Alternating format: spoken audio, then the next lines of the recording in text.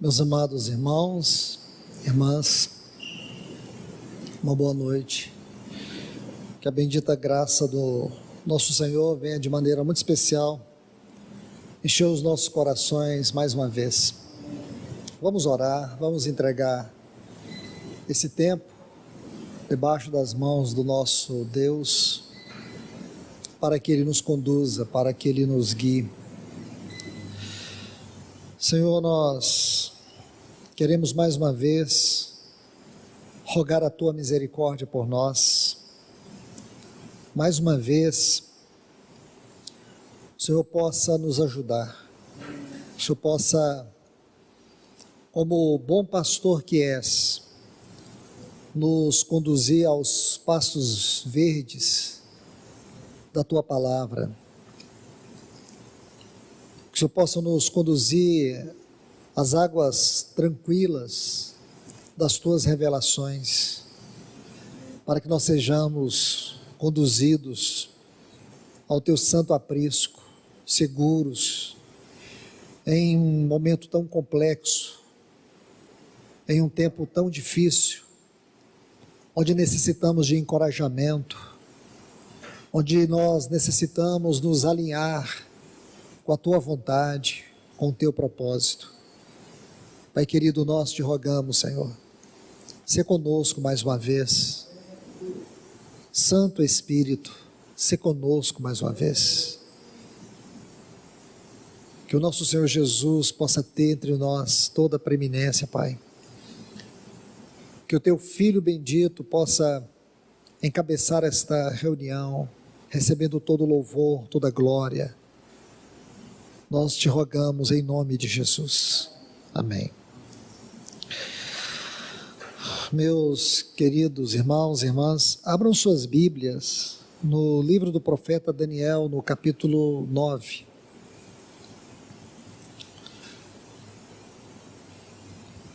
Aqui nós estamos diante de uma das maiores, se é que eu posso dizer assim, orações que encontramos na Bíblia, uma das mais extraordinárias. Esta grande oração feita pelo profeta Daniel, capítulo 9.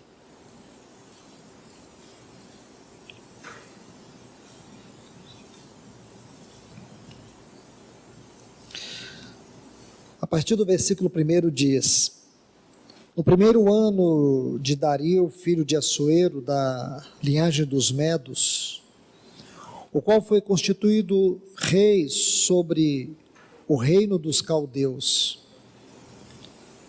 Aqui nós temos dois países que nós podemos ver nos nossos dias: o Irã e o Iraque, nesse versículo. O Dario aqui, da linhagem dos Medos, o qual foi constituído rei sobre os caldeus. Então, aqui nós temos essas duas origens próximas ali, do Irã e do Iraque. No primeiro ano do seu reinado, eu, Daniel, entendi pelos livros. Talvez hoje seja essa frase que nós vamos meditar. Entendi pelos livros que o número de anos de que falava o Senhor ao profeta Jeremias, que haviam de durar as assolações de Jerusalém, era de 70 anos.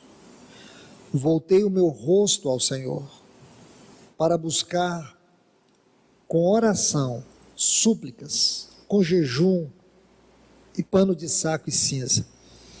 Aqui Daniel dá para nós uma linda definição de oração. Como que Daniel define oração? Voltar o rosto para o Senhor. Versículo 4 diz: orei ao Senhor meu Deus, confessei e disse: Senhor, Deus grande e temível, que guardas a aliança e a misericórdia para com os que te amam e guardam os teus mandamentos. Temos pecado e cometido iniquidades.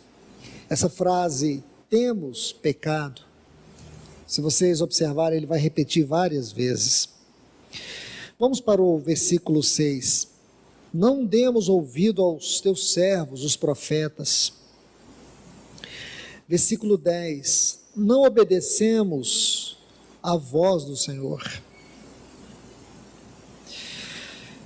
Versículo 16, ó Senhor, segundo todas as tuas justiças, aparta-se a tua ira e o teu furor da tua cidade de Jerusalém, do teu santo monte, é uma referência a Sião, porquanto, por causa dos nossos pecados e por causa das iniquidades de nossos pais, se tornaram Jerusalém o teu povo opróbrio para todos os que estão em redor de nós. Agora, pois, ó Deus nosso, ouve a oração do teu servo e as suas súplicas, e sobre o teu santuário assolado, e faze resplandecer o rosto por amor de nós. É lindo você pegar essa frase, faze resplandecer o rosto por amor do Senhor, não é por amor de nós, por amor do Senhor. Se você pegar essa frase e voltar aqui, versículo 3, voltei o rosto ao Senhor Deus, quer dizer, à medida que Daniel, ele voltava o seu rosto para o Senhor, a resposta era que o Senhor pudesse voltar o seu rosto e resplandecer por amor do Senhor mesmo.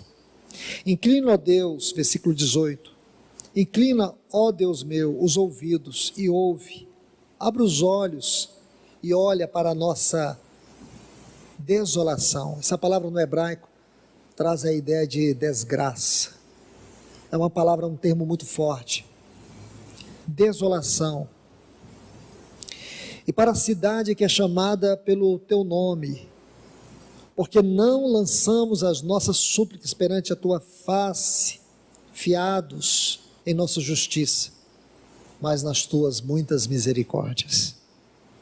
Ó Senhor, ouve, ó Senhor, perdoa, ó Senhor, atende-nos e age, não te retardas, por amor a ti mesmo, ó Deus meu, porque a tua cidade e o teu povo são chamados pelo teu nome. Falava eu ainda e orava e confessava o meu pecado e o pecado do meu povo de Israel, e lançava as minhas súplicas perante a face do Senhor meu Deus, pelo monte santo do meu Deus. Falava eu, falava ainda em oração, quando o anjo Gabriel, que eu tinha observado na minha visão ao princípio, veio rapidamente voando e me tocou a hora do sacrifício da tarde. Ele queria instruir-me, falou comigo e disse: Daniel, agora sai para fazer-te entender o sentido no princípio das tuas súplicas. Saiu a ordem e eu vim para te declarar, porque és muito amado. Considera, pois, a coisa e entende a visão. Agora o Senhor vai responder, e aqui está um resumo da resposta do Senhor, sobre o que Daniel estava orando. 70 semanas estão destinadas sobre o teu povo e sobre a tua santa cidade, para fazer cessar a transgressão, dar fim aos pecados, para expiar a iniquidade, para trazer justiça eterna, para selar a visão e a profecia e para ungir o Santo dos Santos. Amém, meus irmãos e irmãs. Que capítulo maravilhoso. Ele é dividido nessas duas partes, a oração e a resposta. A oração e a resposta. E que oração que foi feita aqui, irmãos? Porém, a resposta ela é muito maior do que a oração. Daniel estava orando e ele estava olhando para o livro do profeta Jeremias. Porém, a resposta que o Senhor traz para ele mostrava que aquela oração ela era tão grande quanto o próprio Deus. Aqui nós temos uma oração que tem a dimensão do próprio Deus. E meus irmãos e irmãs, o que nós vamos ver aqui é que a resposta que Deus traz para o profeta Daniel não tinha a ver apenas com a situação de Jerusalém. mas com o supremo e eterno propósito de Deus.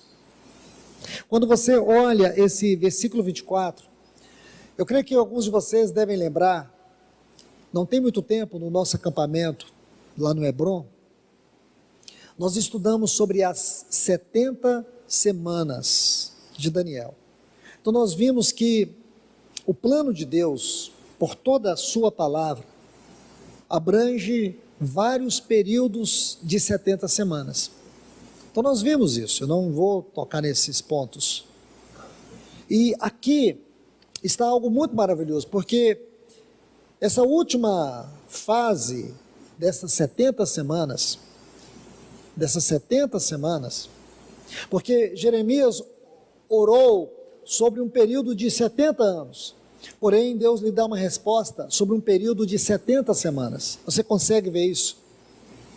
O que Jeremias tinha em vista era o opróbrio de Jerusalém. O que Daniel, aliás, tinha em vista era o opróbrio de Jerusalém. O que Daniel tinha em vista era a vergonha do povo de Deus diante das nações por causa do testemunho de Deus. A grande inquietação de Daniel não era apenas Jerusalém em si, mas sobretudo o testemunho de Deus. Quando ele olha para o livro do profeta Jeremias, ele ora baseado na palavra, ele ora baseado na profecia, ele não ora a ermo, ele não faz uma oração genérica, uma oração vazia. Porém, a oração dele, é importante que vocês entendam isto, de acordo com a última palavra que foi ministrada sobre o assunto da oração congregacional e o cumprimento do propósito eterno de Deus, baseado em Apocalipse capítulo 8. Quando aquela oração como incenso, ela sobe e ela encontra o outro incenso que se une a ela e toca o trono de Deus e as profecias começam a soar. Vocês conseguem ver essa conexão? Então nós vemos aqui que Daniel, ele tinha em vista o contexto no qual o povo de Deus estava vivendo. Deixe-me dizer algo para vocês. No tempo que Daniel faz esta oração, os cativos de Israel, os cativos de Jerusalém, de Judá, que estavam na Babilônia, na grande maioria, segundo os estudiosos, haviam em torno de 800 mil judeus naquele exato momento, habitando toda a região da Caldeia, toda a região da Babilônia. Agora você sabe que quando o Senhor levanta Josué e Zorobabel para fazer o caminho de volta da restauração, apenas 50 mil judeus voltaram. O que significa dizer que 750 mil judeus preferiram permanecer naquela terra, vivendo a custas de sinagogas, enquanto o testemunho de Deus estava em opróbrio. É importante nós sabermos tudo isso, porque este quadro, ele forma para nós uma base muito importante para interpretarmos a profecia e compreender a mente de Deus. E nós não ficarmos apenas olhando a história, mas através da história nós discernindo o que Deus está falando com a nossa história, dentro do nosso contexto. Então, meus irmãos e irmãs, aqui você vê Daniel orando sobre o problema atual. É curioso, irmãos, que nós sabemos que havia um remanescente muito pequeno aqui. A Bíblia cita nesse período um remanescente muito pequeno. E aqui Daniel, ele representa esse pequeno remanescente. Um remanescente que estava preocupado com aquilo que ocupava o sentimento de Deus, a mente de Deus, o propósito de Deus. A resposta da oração foi muito maior do que aquilo que ele mesmo buscava, mas Deus encontrou naquele homem um caminho para a revelação.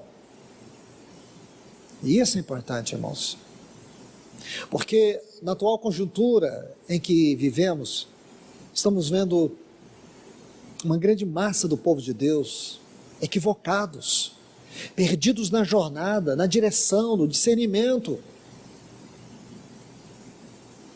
Eu creio que nós não podemos incorrer no risco do sensacionalismo, mas precisamos ser prudentes.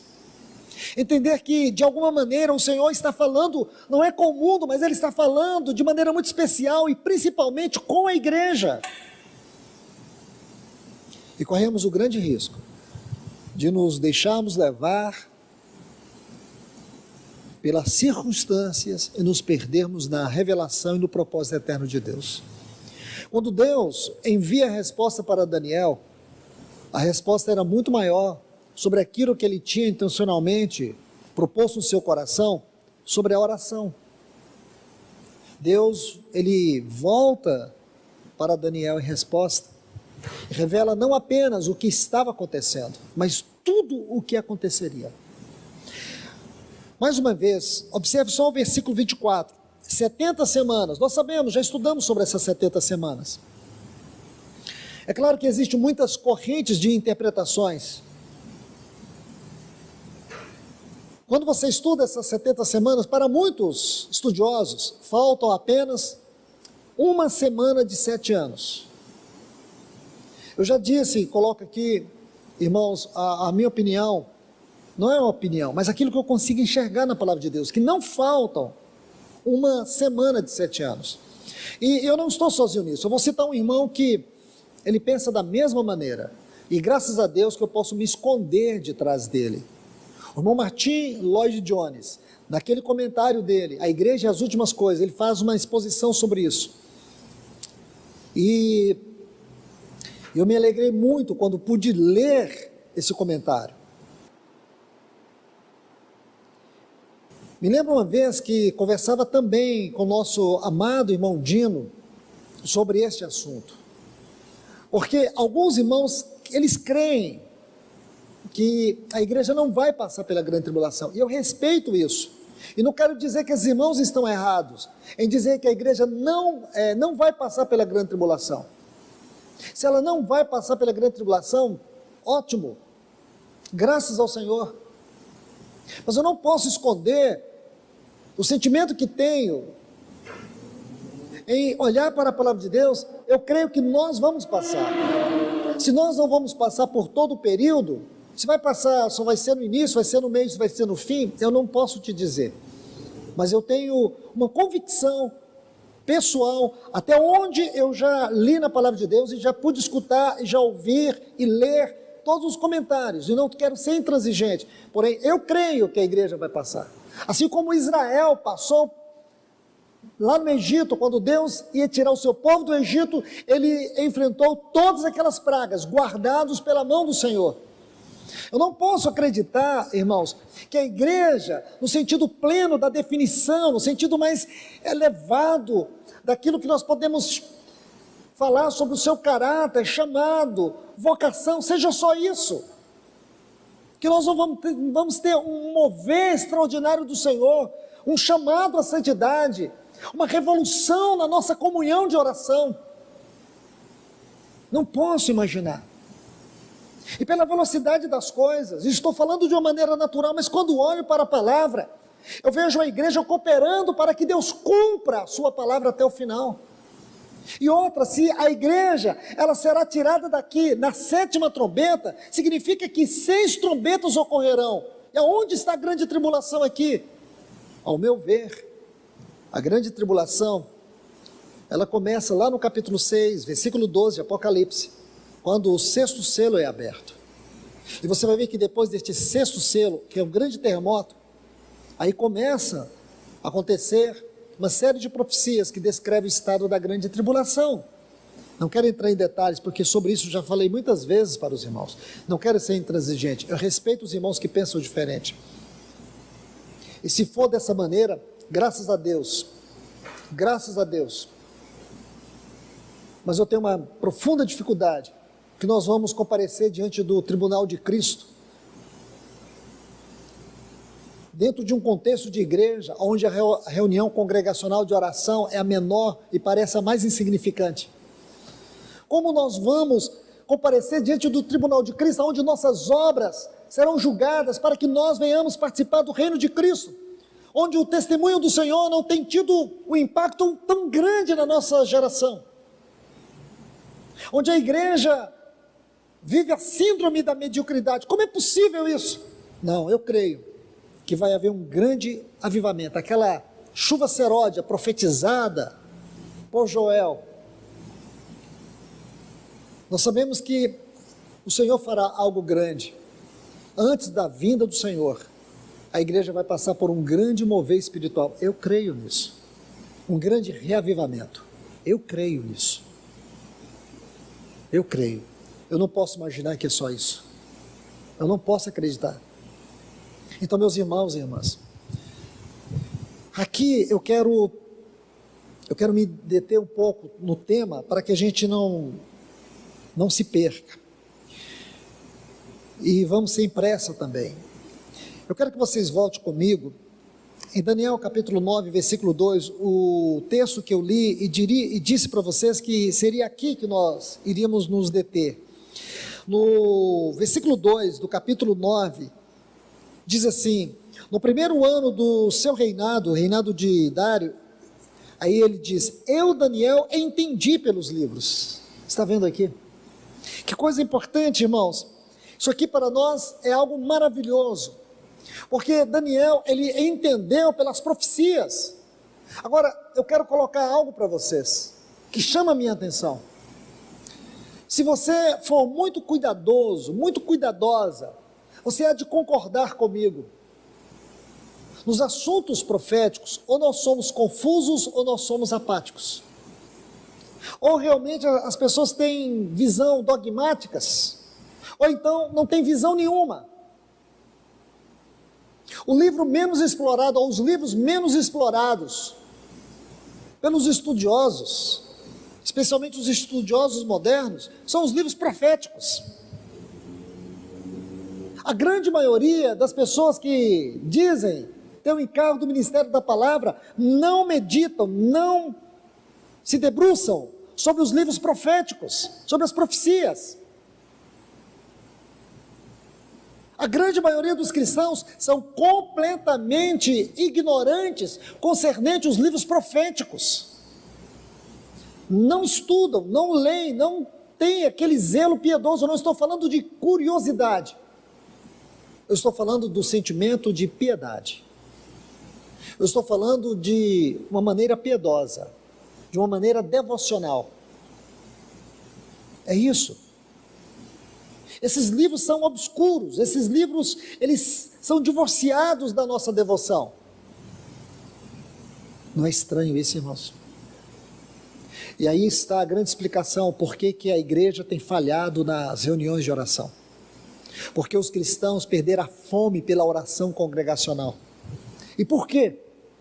Porque parece como na Idade Média era muito importante para a igreja, entre aspas, a igreja com I minúsculo, para a igreja daquele tempo, que as pessoas estivessem debaixo da ignorância, da escuridão, da idade das trevas. Era interessante que as pessoas não tivessem contato com a palavra de Deus. Por isso que uma das coisas que o papado usou foi tirar do povo a palavra. O inimigo hoje, ele sabe que ele não pode tirar de nós o livro, mas ele pode diluir a revelação. O que o inimigo tem feito nos nossos dias? Ele tem feito uma proposta e que o povo tem abraçado, mensagens motivacionais. Hoje o ministério da palavra, o ministério de profetas, de mestres, não existe. O que existe hoje é coach. Esses são populares. Essas pessoas têm uma grande aceitação no meio da cristandade de maneira geral. E o que nós estamos vendo, irmãos? Nós estamos vendo florescer uma geração inteira de cristãos, analfa de pai, beta de mãe, no sentido espiritual da revelação da palavra, em relação ao propósito eterno de Deus.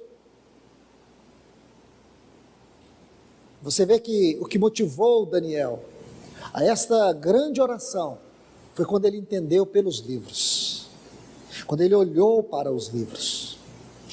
E ele viu que era o tempo de Deus cumprir a sua palavra. E nós conhecemos, irmãos, será que nós conhecemos a palavra de Deus no sentido profético? Quando você estuda a palavra de Deus, você descobre, a Bíblia tem 31.124 versículos em algumas versões, alguns mais, outros a menos, mas em torno de 31.000 versículos, um pouco a mais, é claro. E se você estuda, você vai descobrir que existe 8.352 versículos na Bíblia que são profecias. 8.352 versículos são profecias. E quando você estuda isso, você vai descobrir que existem 1.817 profecias na Bíblia. E dessas 1.817 profecias na Bíblia, existem 600 eventos proféticos principais. E quando você separa esses 600 eventos proféticos principais, você vai descobrir que hoje só faltam 20 eventos. Eu vou dizer assim, falta em torno de 20 eventos. Porque se alguns irmãos creem que a igreja não vai passar pela grande tribulação, aí a interpretação é outra. Mas eu não quero dizer que isso vai fazer mais ou menos diferença. Eu quero que você atente. Então não vai ser nem mais nem menos a diferença. Fique tranquilo. Eu quero que você entenda, meu irmão e minha irmã, é que faltam 20 profecias. Eu digo para vocês, 97% de todas as profecias registradas na Bíblia já se cumpriram. Eu pergunto para vocês, se Daniel estivesse vivendo nossos dias, ele estaria orando? Ele estaria orando? Se Daniel estivesse nos nossos dias, ele estaria orando, ele estaria indo para os estádios, assistir futebol, estaria indo para os cinemas, assistir filme, estaria nas rodinhas perguntando qual era o último lançamento de filmes, qual era a última série mais interessante. Será que esse seria o assunto de Daniel, se ele vivesse nos nossos dias? Lendo, sabendo, pelas profecias, que só faltam 20 para se cumprir, para fechar todo o cano profético. Será que Daniel seria esse tipo de pessoa? Despreocupado? Será que ele estaria planejando a sua próxima viagem de férias em alguma praia do Nordeste, algum lugar deste país? Será que seria isso que ocuparia o coração dele? Será que ele estaria interessado em quem será o próximo presidente deste país? Será que seriam estes os assuntos que ocupariam o coração de Daniel? Daniel é uma figura de um remanescente comprometido primeiro com a palavra de Deus, com a mente de Deus. Daniel é a figura de um remanescente que se ocupa com aquilo que Deus está ocupado. Irmãos, Deus, Ele fala com quem quer ouvir. E Daniel era alguém que estava disposto a ouvir. Ele se lança diante da face do Senhor. Eu vou ler aqui, irmãos, rapidamente. Os irmãos, não se preocupem se você não conseguir anotar. Depois você me pede, eu envio para você. Eu vou relatar aqui essas 20 profecias. É claro que pode haver algumas pequenas diferenças, porém não vai alterar muita coisa. Vamos ver como são essas 20 profecias. Quais são elas? A primeira profecia, ela já está se cumprindo. É a grande apostasia. Se você ler Mateus capítulo 24, versículo 12. 2 Tessalonicenses, capítulo 2, versículos 1 e 3. Essa é a primeira das 20 profecias. E ela está, nesse exato momento, ela está se cumprindo. A grande apostasia. A segunda profecia, eu citei ela aqui, Apocalipse capítulo 6, versículo 12. A Bíblia fala de um grande terremoto. De um grande terremoto. A linguagem de Apocalipse é uma linguagem figurada, é uma linguagem metafórica, e é também uma linguagem literal. E se este grande terremoto, ele é um grande terremoto literal, ou se ele é figurado, o certo é, algo muito grandioso vai acontecer nessa terra, que vai abalar até mesmo a questão cósmica. Então, se você pensa que é literal, se você pensa que este grande terremoto, que é a segunda profecia, Se isto é literal, então entenda, algo vai acontecer que vai trazer um grande abalo em todo este mundo. É isso que descreve Apocalipse capítulo 6, a partir do versículo 12, este grande terremoto. A terceira profecia está em Apocalipse capítulo 7, versículos 2 a 4. Quando 4 anjos se posicionam para trazer o juízo de Deus à terra. E Deus diz para aqueles 4 anjos não causar nenhum dano à terra e nem ao mar, enquanto ele não selasse os seus servos. E logo a seguir, no versículo 5 do capítulo 7, nós temos uma descrição figurativa sobre 144 mil selados das 12 tribos de Israel. Nós sabemos que 12 tribos ali não representam a nação de Israel, que a linguagem é figurada. Nós sabemos que a tribo de Efraim não está ali, a tribo de Dan não é mencionada ali, porque ao todo são 14 tribos, tem os 2 filhos de José, Manassés e Efraim. Efraim não está, Dan não está. 1 Reis capítulo 12 vai dizer para nós por que Dan não está, 1 Reis 12, e o livro de Osés vai dizer para nós por que Efraim não está. Essas 2 tribos, elas não foram inseridas aqui por causa da grande idolatria, elas se tornaram o centro de toda a idolatria de Israel. Não quero entrar nesse detalhe. E uma outra questão interessante aqui sobre 144 mil, é que Rúben era o primogênito, e na ordem da profecia, Rúben não é colocado em primeiro lugar, e sim Judá. E nós vamos saber em 1 Crônicas capítulo 5, versículo 1, por que que Deus trata Rúben com tanto desprezo? E por que diante de Deus ele perdeu a bênção da primogenitura? Porque ele maculou o leito do seu pai quando ele deitou com as concubinas. Então nós vemos 2 questões aqui sobre os 144 mil. A questão da idolatria, porque a questão da idolatria no sentido espiritual da definição, fere a centralidade de Cristo na nossa vida. Tudo aquilo que rouba o lugar de Cristo na nossa vida é idolatria. Idolatria é uma condição do coração, mas não somente isso, tem também a questão da carnalidade, e a questão da carnalidade sempre vai ofender a santidade de Deus na nossa vida. Então a centralidade de Cristo e a santidade de Deus são assuntos, eu estou falando de maneira muito superficial, mas para que vocês entendam. Vamos mais, a 4ª profecia, capítulo 13 de Apocalipse, versículos 3 a 11, aqui vai falar sobre o surgimento do anticristo. Aqui há uma exposição doutrinária sobre a pessoa do anticristo, sobre o sistema do anticristo. O anticristo como uma pessoa, o anticristo como sistema e o espírito do anticristo. São as 3 coisas que nós temos que entender. A 5ª profecia, aí nós temos Apocalipse capítulo 8, versículo 7, é a primeira trombeta. Essa primeira trombeta vai tocar, e o que vai acontecer? Diz a Bíblia que vai ocorrer uma chuva de granizo, Apocalipse capítulo 8 e o versículo 7, e você tem que interpretar essa profecia com Êxodo, o capítulo 9, o versículo 23 a 28, quando a Bíblia diz que Deus, quando ele julgou o Egito, ele derramou uma chuva de granizo, que varreu todo o Egito, exceto aonde estava o povo de Deus. Essa chuva de granizo varreu todo o Egito, mas o povo de Deus foi guardado. Aí nós vamos para a 6ª profecia, Apocalipse capítulo 8, versículos 8 e 9. Aí nós temos a 2ª trombeta, quando diz que uma grande montanha, no texto grego original, traz a ideia de um grande asteroide, vai cair, é o que diz esta profecia, é muito importante isso.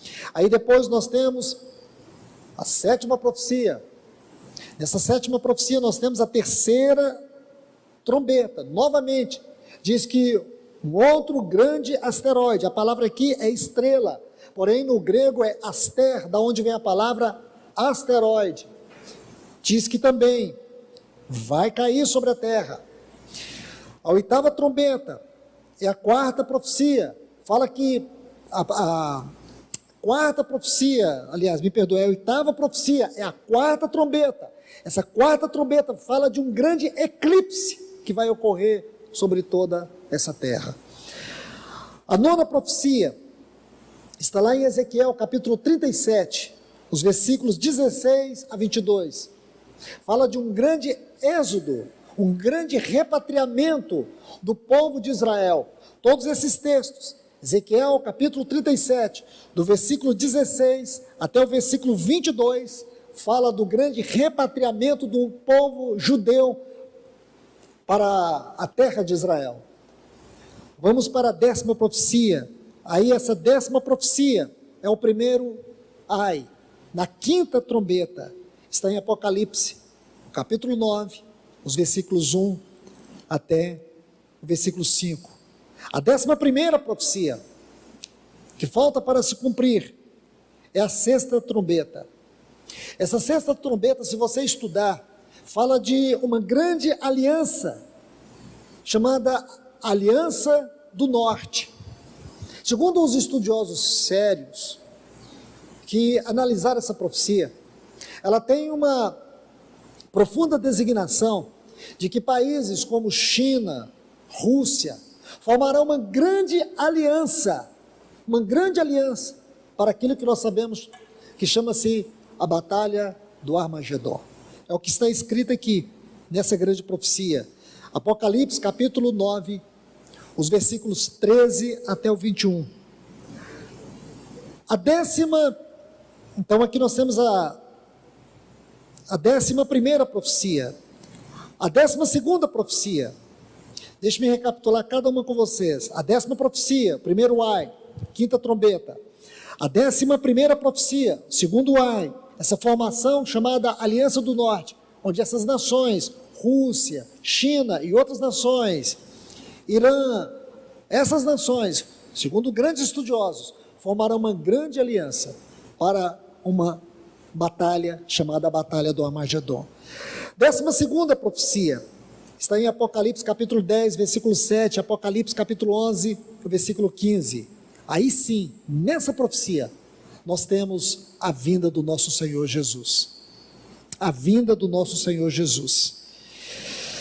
Vamos lá, que é o 7º anjo, ele toca a 7ª trombeta, aí o mistério de Deus é revelado.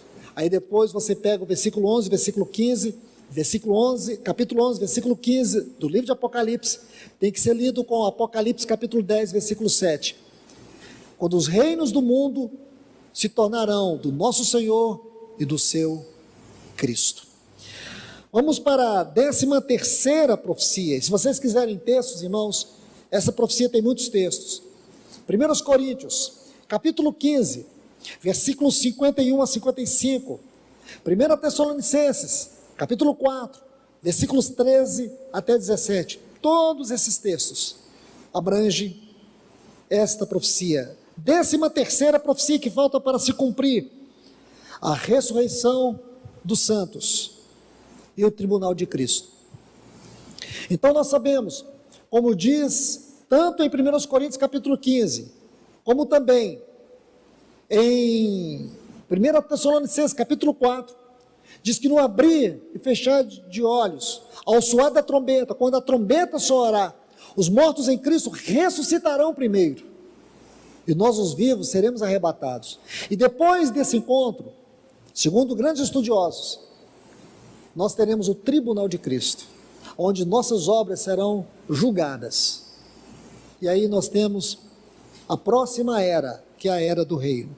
Então nós temos aqui os textos que nós lemos, e aqui eu quero inserir um outro muito importante para essa trombeta. 2 Coríntios, capítulo 5 e o versículo 10. 14ª profecia está lá no capítulo 11 de Apocalipse, desde o versículo 1 até o versículo 12, as duas testemunhas. Existem muitas controversias em relação a essas duas testemunhas. Primeira coisa que eu quero dizer para vocês, existe uma analogia muito interessante em relação a essas duas profecias e o ministério profético.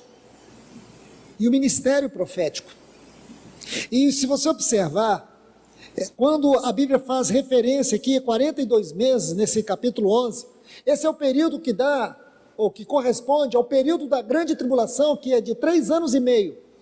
E quando eu disse para os irmãos que eu acredito que não falta mais uma semana de 7 anos, mas uma semana, ou meia semana, ou 3 anos e meio, é porque no ministério de Cristo, que foi de 3 anos e meio, como está descrito lá em Daniel capítulo 9, 24, quando o Messias foi ungido, e quando você observa a descrição ali, quando você analisa os termos no texto hebraico, quando diz que ele fará uma aliança, uma firme aliança, isso está no versículo 20, 25, quando ele começa a descrever esta 70 semanas em relação ao Messias e o príncipe que há de vir, nós precisamos fazer essa distinção do Messias e do príncipe que há de vir. E quando diz que ele fará uma firme aliança, essa palavra firme ali dá o sentido de uma aliança eterna, não é uma aliança do anticristo com a nação de Israel. Então tem muita confusão em relação a isso, porque os irmãos não estudam o texto conforme está no original, eles estudam o texto baseado naquilo que eles ouvem de outras pessoas. E aqui é onde eu entro, e estou falando de maneira muito superficial, porque esse não é meu encargo, mas de dizer para vocês que a primeira parte desta última semana se cumpriu no ministério de Cristo, os 3 anos e meio, e a última parte, e Apocalipse vai dizer em vários lugares, um tempo, 2 tempos e metade de um tempo, como está no livro do profeta Daniel. Você vai ver aqui 42 meses, como também 1260 dias.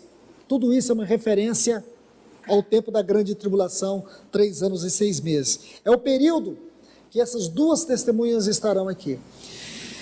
15ª profecia, aí nós temos todo o capítulo 16. E aqui eu chamo a atenção de vocês para um detalhe muito especial, porque o capítulo 16 de Apocalipse é o capítulo das 7 taças, e meus irmãos e irmãs, escute isso, quando você estuda cada uma dessas taças, você vai descobrir que as trombetas têm um comprimento inicial, e as taças têm um comprimento final. Escute isso, irmãos, é um detalhe didático, extraordinário, simples demais, não precisa você fazer nem volta, não precisa você pegar nem comentário bíblico, é só você ler as trombetas com as taças, é só você fazer isso, como por exemplo, se você quiser anotar para sua meditação, capítulo 16 de Apocalipse, versículo 2, quando diz, saiu pois o primeiro anjo, aí você vai pegar aqui, o capítulo 8, o versículo 7 de Apocalipse, ele é junto com esse primeiro anjo, derramou a sua taça, e aos homens portadores da marca da besta, aí você tem que inserir 3 textos aqui, Apocalipse capítulo 6, versículo 16, Apocalipse capítulo 11, versículo 28, e Apocalipse capítulo 19, versículo 20, que são os adoradores da besta, eles vão sofrer com essa taça, porque essa taça, a primeira taça, ela tem a ver com a primeira trombeta. Aí diz, versículo 3, o segundo anjo derramou a sua taça no mar, você vai ver, em Apocalipse capítulo 8, versículo 8, que é o cumprimento final. Então é só você fazer isso, só fazer esse estudo, é uma questão de 40 minutos que você fizer cuidadosamente, você vai fazer a relação das trombetas com as taças, você vai ver que as taças é o cumprimento final de todas as trombetas. Ok? Então vamos avançar aqui, irmãos, para a gente terminar rápido e fazer a conclusão. 16ª profecia. Aí nós temos os 2 grandes terremotos. Apocalipse capítulo 11, versículo 13, e Apocalipse capítulo 16, versículo 18, que vai narrar 2 grandes terremotos. 17ª profecia. Está em Apocalipse capítulo 20, versículos 1 a 3, Satanás será preso. Então você está vendo que algumas dessas profecias, elas se darão depois que a igreja não estará mais aqui, se a sequência estiver correta, é claro. Então não seja dogmático com a sequência, porque eu não sou. Se a igreja não vai passar pela grande tribulação, aleluia. Se ela tiver que passar pela grande tribulação, aleluia, porque se o Senhor está com ela antes, estará com ela depois, estará com ela até o fim. Ele disse que estaria conosco até o fim. E se Você acredita que não vai passar? Amém. Se você acredita que vai passar, amém. Importante, irmãos, é nós não perdermos a face do Senhor. Amém? Então não entre em debate por conta disso. Eu tenho grandes amigos, companheiros do ministério que pensam completamente diferente de mim. E não vou dizer que eles estão errados. Se esse é o caminho, glória a Deus, irmãos. É um peso a menos que nós não teremos. Porque nós nem entramos na grande tribulação, olha o tempo que nós estamos vivendo. Imagine quando entrarmos. Imagine como vai ficar essa sociedade. Mais imunda, mais corrupta, mais suja, mais nojenta. As trevas estão inundando essa terra. Mas que nós venhamos manter as nossas vestes alvas. E que nós venhamos, irmãos, fazer de tudo para apressarmos a volta do nosso Senhor. Vamos lá. 17ª profecia, a prisão de Satanás. 18ª profecia, o reino milenar, Apocalipse capítulo 20, versículos 5 e 6. 19ª profecia, o final do reino milenar, aí vai acontecer a insurreição global, quando Satanás será solto, e ele vai enganar as nações novamente, como ele enganou o homem no princípio, naquele ambiente de extraordinária inocência, pureza, glória, harmonia. Ele enganou Eva, ele também vai enganar as nações, em um tempo de paz, onde Cristo estará reinando com a igreja. Ele vai vir aqui nessa terra, e vai enganar as nações. Apocalipse capítulo 20, versículos 7 a 10, a insurreição global. E aí nós temos a 20ª profecia, que se encontra ainda nesse capítulo 20, versículos 11 a 15, o juízo final, o tribunal do trono branco. Então, meus irmãos, resumidamente, essas são as últimas profecias. Pode ser que alguém acrescente aí a Nova Jerusalém, algum outro assunto, amém. Mas o que eu quero te falar é que 97% já se cumpriram. Algumas dessas profecias, elas vão ocorrer quando a igreja já estiver com o nosso Senhor. Então nós podemos dizer que faltam muito menos de 20 profecias. E se você crê que a igreja, ela será arrebatada antes da grande tribulação, falta muito menos ainda. Então não é motivo de nós estarmos com os nossos rostos voltados para Deus, a nossa face voltada para o Senhor. Se nós sabemos disso, irmãos, o que moveu o coração de Daniel foi ele estudar as profecias. Como que nós hoje, sabendo de tudo isso, ainda somos tão frios na oração congregacional? Ainda não estamos nos preparando para um grande mover de Deus na nossa geração. Então, meus irmãos e irmãs, como disse um irmão, a área mais inexplorada das riquezas de Deus é a área da oração. Essa é a área que nós menos exploramos, é a área onde nós menos nos dedicamos, é a área onde nós somos tão superficiais. Eu não estou falando da sua vida íntima, sua com o Senhor, quem julga isso é o Senhor. Eu estou te falando de oração do corpo, a oração governamental, aquilo que está em Mateus capítulo 18, que for ligado na terra terá sido ligado nos céus, o que for desligado da terra terá sido desligado nos céus. Se dois dentre vós concordarem acerca de alguma coisa, foi isso que aconteceu com Daniel. Daniel entrou em concordância com Deus. Deus busca hoje uma igreja que entre em concordância com Ele, que essa igreja busque aquilo que Deus quer, que essa igreja se submeta à vontade de Deus, que nós não venhamos buscar nossos alvos, nossos projetos, nossos sonhos, nossa agenda, que nós venhamos entrar em harmonia com o trono de Deus, meus irmãos e irmãs. É isto. Quando você olha para esse ponto, meus irmãos, isso é sério. Volte o seu olhar para a igreja primitiva, estude o livro de Atos. Veja como o assunto oração no livro de Atos é algo contundente. Deixe-me rapidamente passar pelo livro de Atos com vocês. Se você abre o livro de Atos, Atos capítulo 1, versículo 24, o que você vai ver? Eles estavam orando, eles estavam dizendo: Senhor, Tu conhece o coração de todos, revela qual destes dois homens será separado para o santo ministério e o encargo apostólico. Eles estavam orando para o ministério. Depois você vai ver no capítulo 4, versículos 24 e 25, quando diz assim que a igreja, de maneira unânime, eles levantaram a voz a Deus e disseram: Tu, soberano Senhor, que fizeste o céu, a terra e tudo que existe, e disseste por intermédio do teu Espírito Santo pela boca de Davi, teu servo. Eles oravam a palavra. Aqui a igreja está levantando um grande clamor. Por quê? Porque havia um grande levante contra a igreja naquele tempo.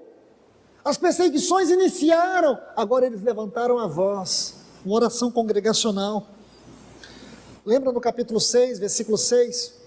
Novamente você vai ver a igreja orando, os irmãos estão orando, porque agora eles estavam ali diante de um momento delicado, importante da igreja, era a questão da diaconia, do serviço diaconal. Então eles estão orando, estão impondo as mãos sobre os homens, aqueles que foram separados da igreja para poder exercer um ofício muito importante, concernente à vida prática e os cuidados da igreja. A igreja de Atos era uma igreja que orava, sobre todos os sentidos. Lá no capítulo 8, versículo 15, quando o evangelho chega em Samaria, novamente você vai ver, quando eles enviam aqueles apóstolos, eles desceram para lá, e diz assim que eles oraram quando chegaram ali, o Espírito Santo veio sobre aqueles samaritanos.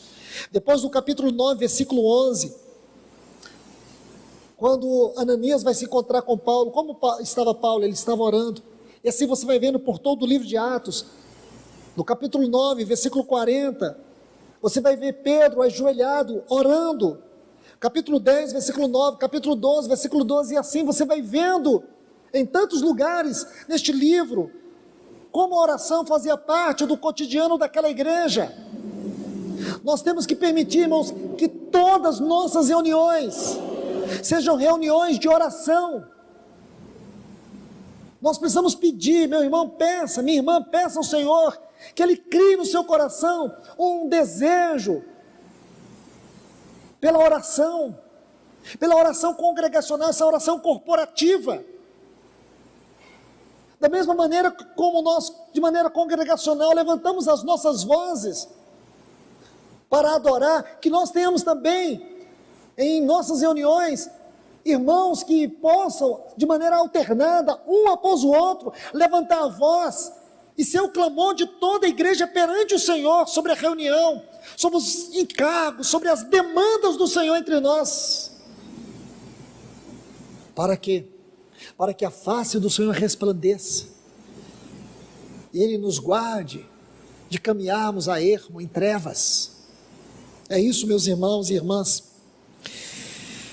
Deixe-me encerrar com um texto muito especial. Quando os discípulos estavam com o nosso Senhor, lá em Lucas, capítulo 11, versículo 1, você se lembra? Os discípulos estavam com o Senhor em um determinado lugar, e eu creio que isso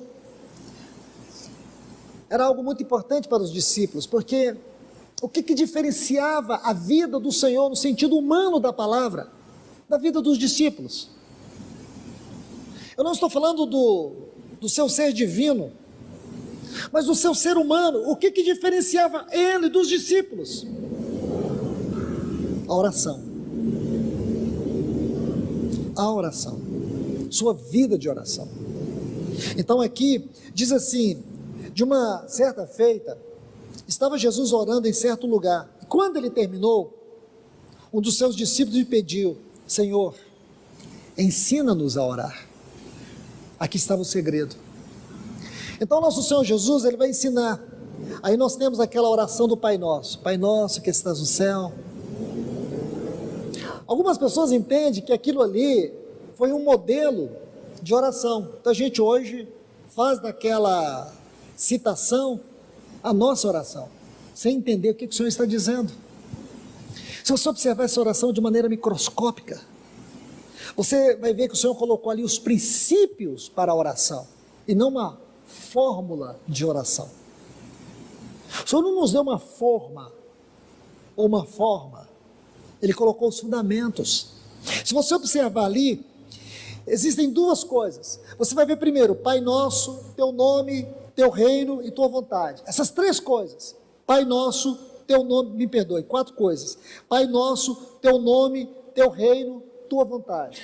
Depois você vai ver, dá-nos, perdoa-nos, não nos deixe e livra-nos. 4 coisas de um lado, 4 coisas do outro. Se você olhar essa oração. Aí você vai perceber que existem 2 coisas que são fundamentais: o alinhamento e o resultado. Então, se você olha o alinhamento, são 3 pontos: nosso Pai, Seu nome e Seu reino. E qual o resultado? Ele nos dá, Ele nos perdoa, Ele nos livra. Está vendo a coisa mais simples? Então vou repetir, qual é o alinhamento? Nosso Pai, Seu nome e Seu reino. Esse é o alinhamento. Será que nós estamos alinhados nessa filiação? Será que nós sabemos o que é filiação? Será que quando nós oramos, nós entendemos que nós somos filhos? Será que nós nos colocamos como filhos? Será que nós entendemos o que é ser filho? Será que nós compreendemos todas as implicações desta filiação? De entender que Deus é Pai? Será que nós conseguimos ver a profundidade, o significado desta paternidade eterna? Será que isso pesa na nossa vida quando oramos? Segundo, Seu nome. O que inquietava Daniel naquela oração é porque o nome de Deus, a cidade que se chama pelo Teu nome, como assim? Qual é o nome de Deus? No Antigo Testamento ele era chamado por mais de 70 nomes. Qual era o nome dele? Na verdade, o nome de Deus é o testemunho da sua presença. Vocês têm que voltar para Gênesis. Lembra aquela história de Jacó em Betel? E depois daquela história de Jacó em Betel, você vai para a história do Vale de Jaboque, Jacó e o anjo. Então você tem que unir esses 2 lugares. Você tem que unir Betel e o Vale de Jaboque, que aí você vai conseguir entender o que significa a face de Deus. E se você entrar nesse assunto face de Deus, na história do povo de Israel, é algo que esmaga o nosso coração, porque existem muitos lugares, e você só vai compreender isso se você tiver como estudar os termos segundo o original hebraico, como por exemplo no capítulo 11 do livro de Números, quando diz que o povo de Israel está saindo do Monte Sinai, e diz que a arca ia adiante. A palavra adiante não existe no texto hebraico, a palavra ali é Peniel. Então diz assim, a face de Deus estava à frente deles. Em muitos lugares você vai ver que a face de Deus sempre esteve no meio do seu povo. Sabe por que Daniel, ele começa a oração, e ele volta a sua face para Deus? É porque ele sabia que a face de Deus estava tão longe de Israel, tão longe de Jerusalém, aliás. Porque o reino do norte, que é chamado Israel, já tinha sido levado para o cativeiro em 722 a.C. Então ele roga, porque ele queria que a face de Deus voltasse. É a mesma história que aconteceu com Moisés, lá no Sinai, no capítulo 32 e 33 do livro de Êxodo. Vocês se lembram? Quando Moisés subiu para o Monte Sinai, ele subiu 11 vezes ao Monte Sinai. Em uma das subidas, ele ficou 40 dias, e quando ele desceu, o povo estava adorando o bezerro de ouro. Você se lembra disso? E o anjo da morte veio, e centenas de pessoas morreram. E a Bíblia diz que naquele dia, Moisés sai, e aí o capítulo 33, ele sai da sua tenda, e ele vai passando no meio do povo, e todas as pessoas saem da sua tenda e ficam na porta, olhando Moisés entrar na tenda da oração. E quando ele entra na tenda da oração, ele ora sobre 3 assuntos. E um dos assuntos que ele ora é: mostra-me tua face. Por quê, irmãos? Porque se você olhar, Moisés não queria outra coisa. Deus chegou a dizer para ele: Moisés, sai do meio desse povo. Sai do meio desse povo. Eu vou destruir todo este povo. Eu levantarei uma outra nação. Moisés disse para Deus: risca meu nome, mas não destrua este povo. Como se ele estivesse dizendo: era com este povo, e era sobre este povo que a tua face estava.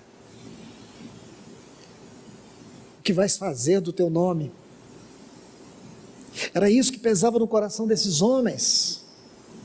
Era a glória de Deus. Irmãos, como nós precisamos hoje ser uma igreja comprometida com a glória de Deus. Como nós precisamos ser comprometidos com a face de Deus. Hoje nós estamos atrás de cultos bons, reuniões boas. Não importa se Deus está ausente, não importa se a face de Deus não está presente, nós não queremos isso, queremos cultos bons. Tem uma boa palavra, tem um bom louvor. O sistema funciona. Não interessa se o Espírito Santo não está, não interessa. Nós não podemos ser esta geração. Deus disse para Moisés: eu farei uma outra nação. Depois Deus faz uma outra proposta para ele: eu enviarei meu anjo adiante de vocês. Ele destruirá todas as nações, fará com que vocês entrem em Canaã, porém a minha presença não vai estar com vocês. Moisés disse para Deus: então nos mate neste lugar. Vamos morrer neste lugar. Porque se a tua presença não for conosco, nós não sairemos daqui. Porque Moisés não queria Canaã. Moisés queria ganhar a face de Deus. E é isso que está lá em Deuteronômio capítulo 34. Quando diz que Moisés era um homem que falava com Deus face a face. Era isso, irmãos. Quando você não tem a visão da face de Deus, qualquer coisa ganha o seu coração. Qualquer coisa toma o seu tempo. Qualquer coisa é importante.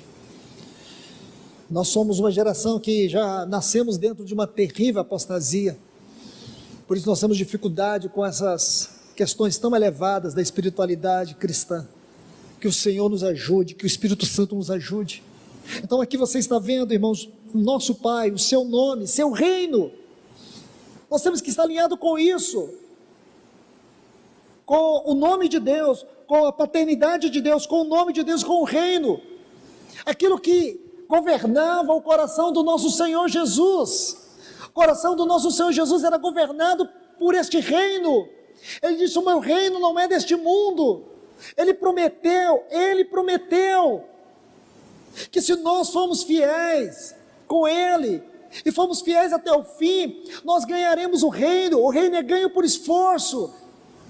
Ele diz que esse reino está dentro de nós, que esse reino está sobre nós. Ele tem uma realidade interior e uma realidade exterior. O mundo não entende, e nós devemos nos esforçar para não sermos reprovados no tribunal de Cristo e perdermos o reino. Meus irmãos, digo para vocês, com temor, a grande parte dos ensinos do nosso Senhor Jesus estão relacionados com o reino.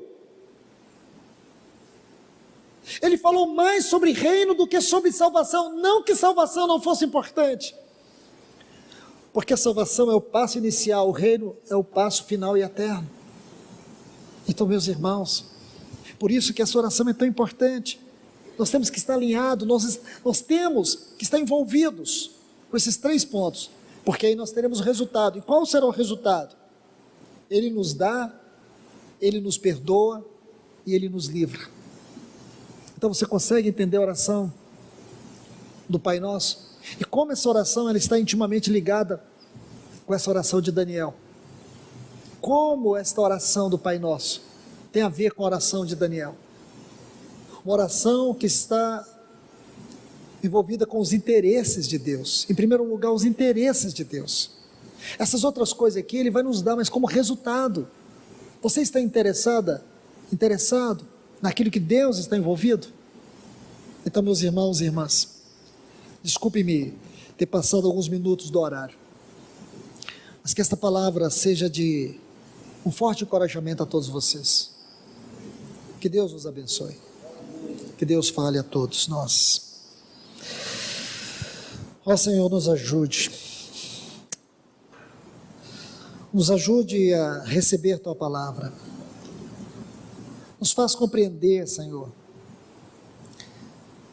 o quanto este assunto da oração corporativa é importante e fundamental para o caminhar da Tua igreja nesses dias, como nós precisamos uns dos outros, como nós carecemos uns dos outros, como o inimigo procura atacar aqueles que estão do nosso lado, como o inimigo procura atacar a Tua igreja de todas as formas, com todas as sutilezas, com todas as suas armas sujas, e como nós precisamos estar ligados ao Teu trono, nesta comunhão de oração congregacional.